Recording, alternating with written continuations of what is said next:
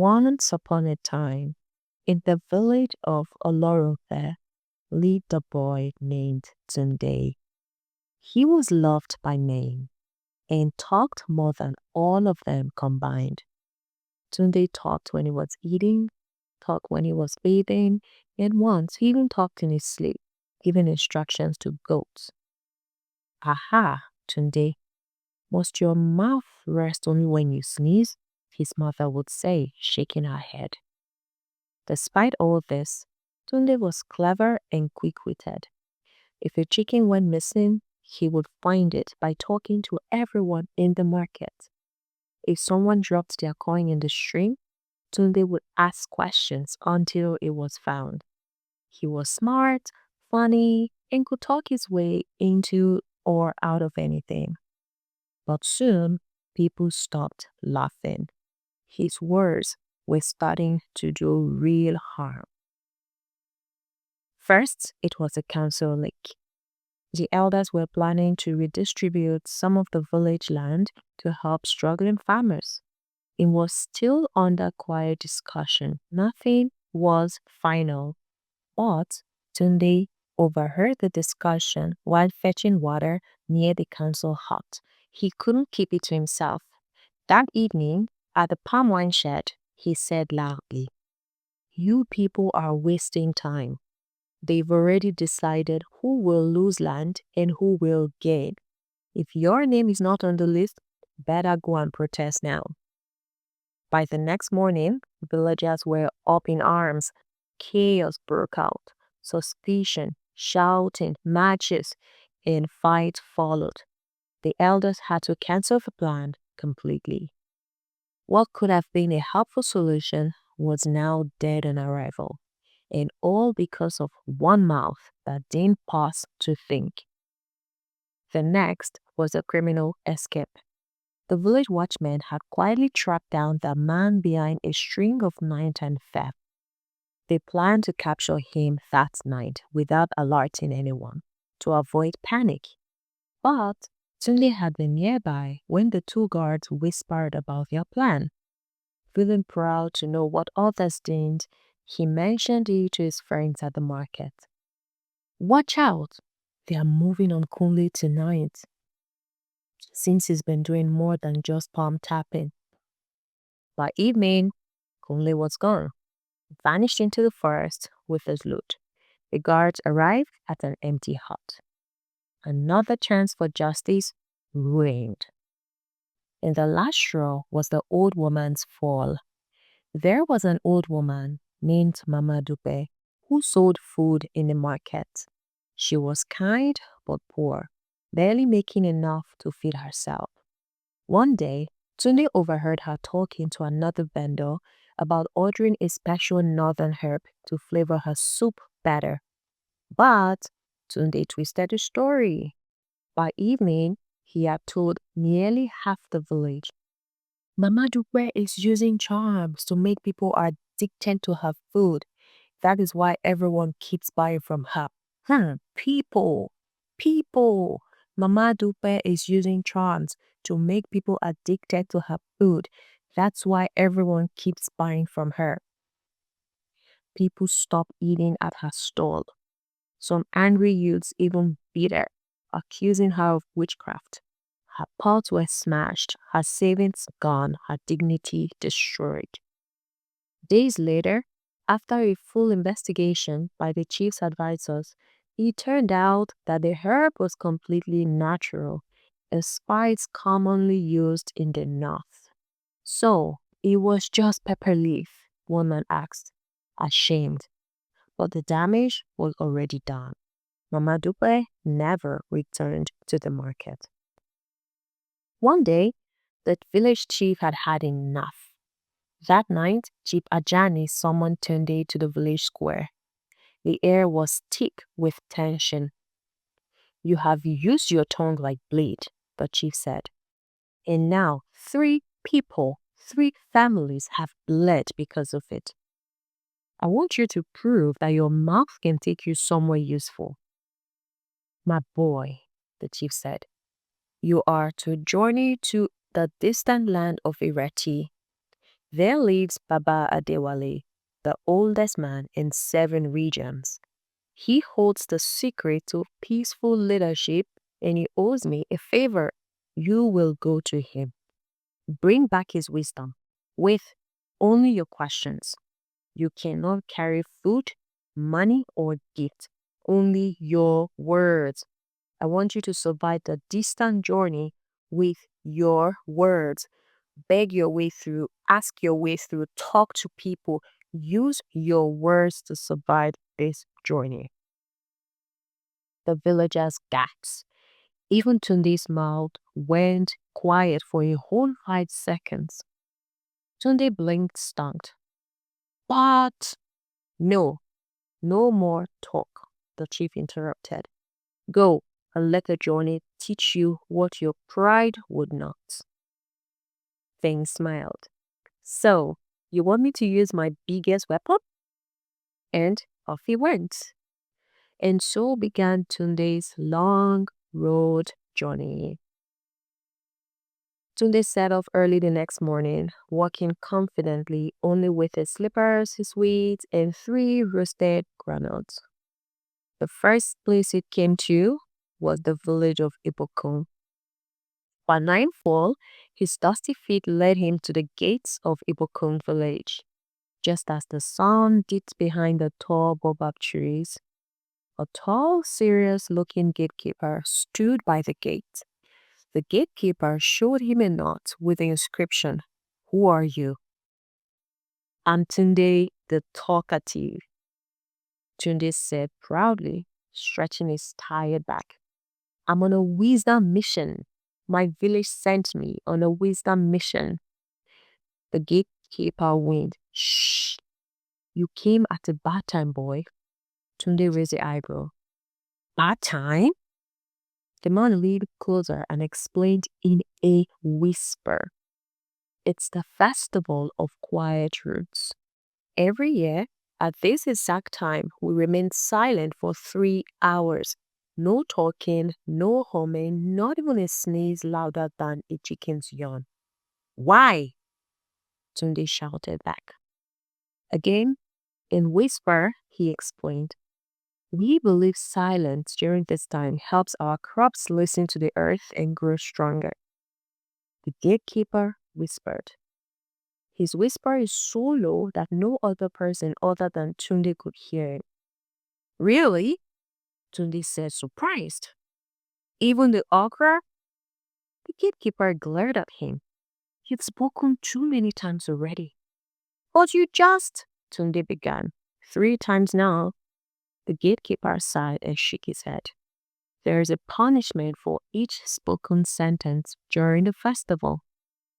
The village rule was clear. Each sentence spoken during the sacred 3 hours earns the speaker 1 hour of service in silence. No talking, no noise, no humming, not even mouth movement. For each extra sentence, 1 more hour. But Tunde had already spoken 3 sentences. But I was asking questions. He tried to defend himself. 4. I'm just 5. By now, villagers were gathering silently, arms crossed, arrows rolled.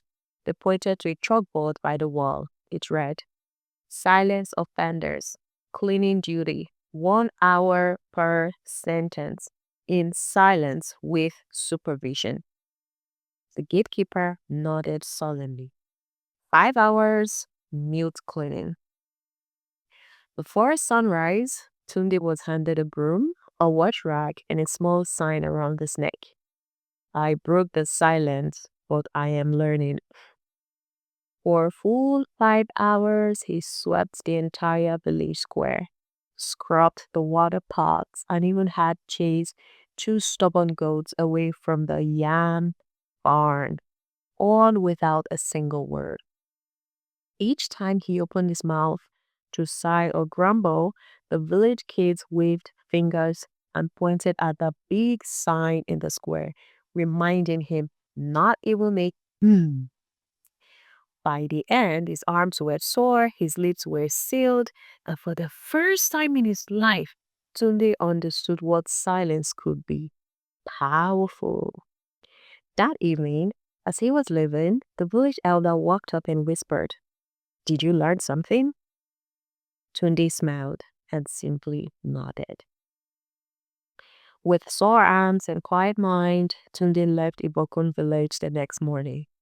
He hadn't spoken a full sentence in over 12 hours. It was the longest he'd ever gone without talking, and his tongue felt like he was doing push ups in his mouth. As he walked, he promised himself, "Next village, no trouble, just wisdom and maybe a little talking." After walking through fields and a dusty road full of curious chicken and grumpy goats, Tunde arrived at Ayetoro, a peaceful village known for its clever people and even cleverer children. At the entrance stood a sign, "Welcome to Ayetoro, the village where questions are answered with questions." Tunde raised a brow. "Is that even possible?" he muttered. From behind a tree, a tiny voice answered, "Why wouldn't it be?" He turned around. A boy no taller than Tunde's knee stood there, arms folded, one eyebrow lifted like he had read 10 books already that day. "Who are you?" the boy asked. "I'm Tunde the Talkative," he said, puffing his chest. "Who are you?" "Shouldn't you know that before asking?" the boy replied. Tunde blinked. "Wait, is everyone here like this? Do you think I'm everyone?" Tunde's mouth opened, but nothing came out. Suddenly, an old woman carrying a basket of cassava walked by and smiled. "Ah, you've met Femi, the questionnaire, is the village quizmaster." Tunde pointed at the boy. "This small one?" The boy beamed. "Does size equal wisdom?" Soon, word spread that Tunde the Talkative had arrived and was being challenged by Femi the questionnaire.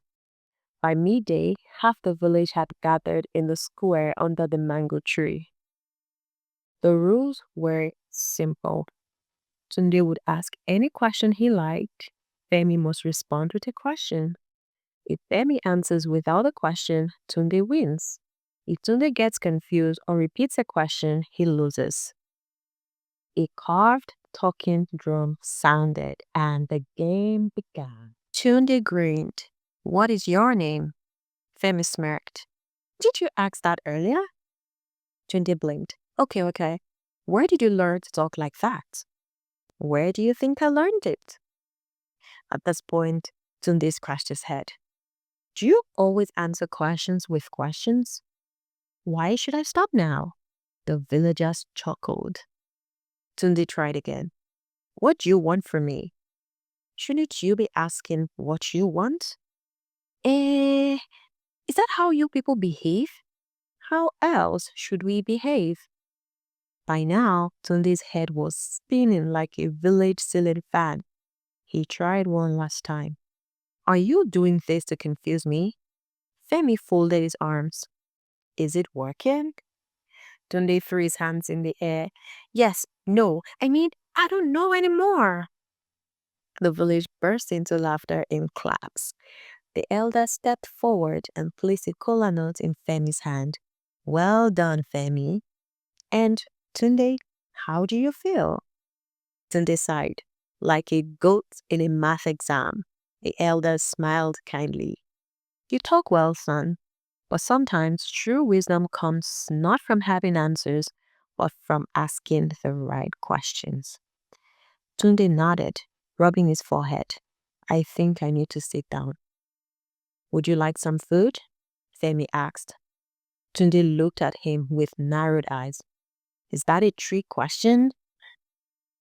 After the question war in Ayetoro, Tunde continued his journey, tired, dusty, and slightly paranoid of children with big vocabularies.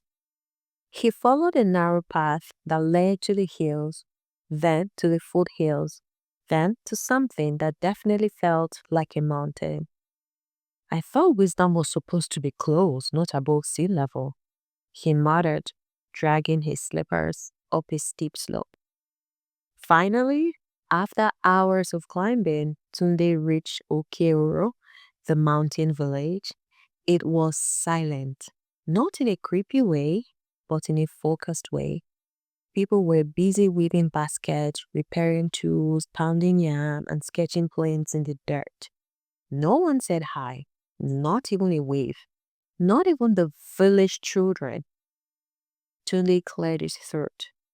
Good afternoon. No reply. Hey, nobody greets in this village? A man walked past with a heavy sack. He nodded once, kept walking. Just then, a stern looking woman wearing beads and a wrapper came out of a hut and pointed at Tunde.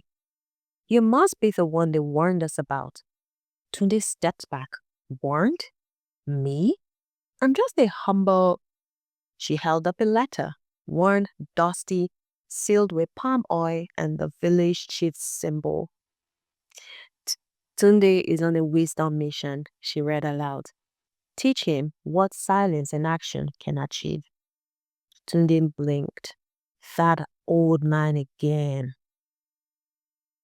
The woman, Chief Erulu of Okeoro, looked him up and said, Here, we don't talk about wisdom, we do it. If you want to pass through, you must complete a task without saying a single word. Tunde opened his mouth. She raised her hand. Every time you speak, we make the task harder. He shouted again. A boy handed him a sign that read, Carry this basket of yams to the top of Oro Rock. Do not drop any. Do not speak.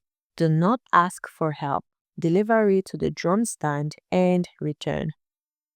Tudi stared at the basket, then looked at the rock, then at his skinny arms. He caught himself before a sound came out. He hoisted the basket, his legs wobbled. 1 step, 2 steps, halfway up, he tripped. 1 yam rolled out. Ah! He shouted. The villagers below rang a tiny bell. Chief Irelu pointed and called out, Add a mother to your load. Tunde groaned. Back at the bottom, he tried again. This time, with a mother balanced on top. Halfway through, a child offered to help him. Tunde whispered, Please. Bell again. Add firewood, Chief Irelu said without blinking. By the 3rd attempt, Tunde was sweating like jollof at a party. His knees shook, his hands were blistered, but he didn't speak. When he finally placed the yam basket, mortar, and firewood at the top near the sacred drum stand, he raised his arms in victory. He returned to the square, lips sealed, chest puffed. Jefferello handed him a bowl of cold water and smiled. You completed the task eventually. Tunde drank like his tongue owed him money. She leaned closer. Tell me, talkative Tunde, what did you learn today? Tunde opened his mouth, paused, then closed it, and simply nodded. The villagers clapped for the first time, quietly, respectfully. As Tunde prepared to leave the mountain village, Chief Erelu handed him a small envelope. Inside was a message from his village chief. Well done, Tunde, but your journey isn't over. True wisdom is not just knowing when to speak, but knowing why and when to stop. Tunde looked up. One more stop? The wind blew again. Tunde's slippers were barely holding together as he walked into Irati, the mountain village where the old man lived, the one Baba Ajani, the village chief, had sent him to find. He had survived silence, scorn, and slippery shoes. But now, as he climbed the last few steps to the old man's hut, Tunde was thinking about how he would talk. He was wondering what he would learn, and he wondered if he would be able to talk to the wise old man. He knocked softly. The door creaked open. There he was, the old man, gray bearded, sitting on a low stool, peeling an orange. You must be Tunde the Talkative, he said without even looking up. Tunde sighed. I was. The old man looked up now, eyes sharp and kind. So you've changed? I've learned that talking without thinking brings trouble, that listening is louder than shouting, and that being right is not as important as being wise. The old man nodded. Then sit. Tunde sat, crossed legs, hands folded. Quiet. The old man peeled another orange. Silence. Minutes passed. Then he said, You're the first visitor who hasn't interrupted me before I finished peeling. Tunde smiled. The old man looked at him closely. You were not sent here to hear something special. You were sent here to learn how to wait, how to listen, how to let others speak without rushing in. He offered Tunde an orange slice, and for the first time in his life, Tunde didn't say a word. He just nodded and ate slowly. After a few days with the old man, Tunde walked back into his village. The sun was setting, just like the day he left. People gathered. He saw Baba Ajani waiting, arms crossed. Welcome, talkative. Tunde grinned. Just Tunde, sir. I've retired the talkative. The crowd chuckled. Baba Ajani handed him his staff, carved with symbols from each village. You went looking for wisdom in distant places, but it's not on the mountains or some strange rules. It is how you use what you already have. Tunde bowed. Thank you for sending me. Baba Ajani raised the eyebrow. I sent you to learn, but now it's your turn to teach. Tunde looked around at the young children, the elders, and even his old friends. He saw them differently now. Yes, he said, I think I'm ready. From that day, Tunde became known as the young man whose words carried weight, not because he talked too much, but because he spoke with meaning, and he was truly wise. He knew when to stay silent too. Hey, mama lovers!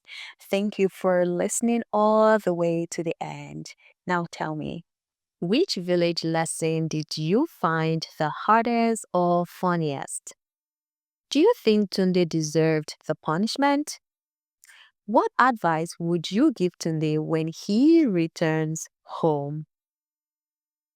And of course, I'd like to know what you think in the comment section. And if you've not already done so, please like, subscribe, and leave a comment. That's a way to show that you love Mama Stories in Jay's voice. See you in our next story, and bye bye.